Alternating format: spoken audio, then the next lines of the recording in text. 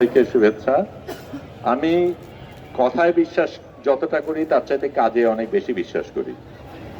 Israel যে হামলা করেছে, যে অন্যায় করেছে, যে বর্বরতা করেছে, সেটা আমাদের প্রত্যেকের কাছে স্পষ্ট। কিন্তু সারা বিশ্ব কিন্তু নীরব ছিল বলেই ইসরায়েল এটা করতে পেরেছে। এখানে একটু ব্যতিক্রম রয়েছে। আমি সারা বিশ্ব বললাম, বিশ্বের যারা নেতৃত্ব দিয়েছেন তারা নীরব ছিলেন, জনগণ কিন্তু সেটা করেনি। জনগণ ফিলিস্তিনকে সমর্থন দিয়ে সমর্থন করেছে এবং জনগণ প্রতিবাদ করেছে তার নিজের দেশের যারা রাজনীতিবিদ, নিজের দেশে যারা কর্তৃত্ব করে তাদের বিরুদ্ধে।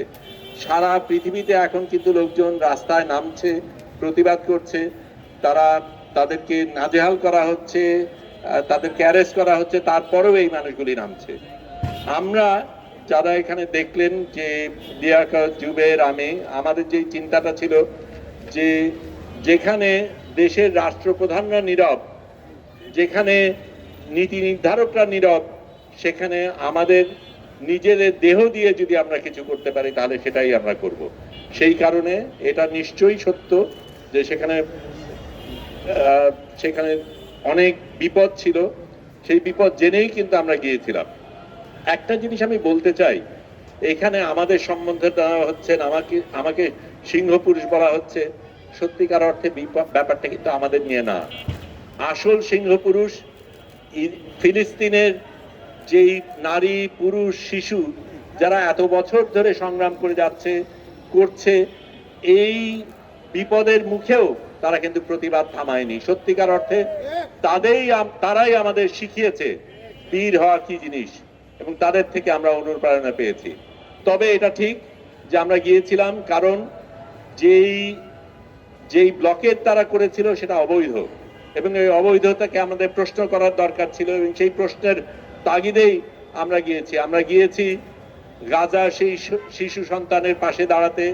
আমরা গিয়েছি তাদের যেই সাংবাদিক, তাদের যেই স্বাস্থ্যকর্মী, তাদের অন্যান্য যারা তাদের পাশে দাঁড়িয়েছিলেন, তাদেরকে যেভাবে পাখির মতো গুলি করে ইসরায়েল হত্যা করেছে তাদের পাশে দাঁড়াতে। এর সাথে এটা বলতে হবে যে আমি বিশেষ করে গর্ব করি দুটো জিনিসে। একটা হচ্ছে আমরা অল্প কয়েকজন গিয়েছিলাম, এই 3 জন বাংলাদেশ থেকে গিয়েছিলাম, কিন্তু বাংলাদেশের 18 কোটি মানুষ কিন্তু আমাদের সাথে ছিল।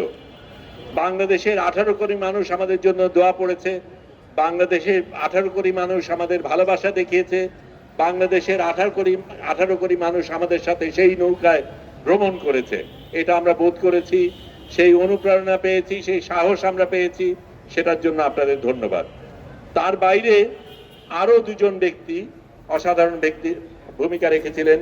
যিনি আজকে প্রধানমন্ত্রী তারেক রহমান সাহেব, তিনি তখন প্রধানমন্ত্রী ছিলেন না, কিন্তু তিনি প্রথম রাজনীতিবিদ হিসাবে প্রকাশ্যে আমাদের সমর্থন করেছেন, আমাদের পাশে দাঁড়িয়েছেন, এবং বাংলাদেশে মানুষের এই যাত্রার জন্য সমর্থন সেটা প্রকাশ করেছেন এবং বলেছেন, ঘোষণা দিয়েছেন যে আমাদের যদি কিছু হয় তাহলে তাদের জবাবদিহিতে যারা করেছে তাদের জবাবদিহি করতে হবে।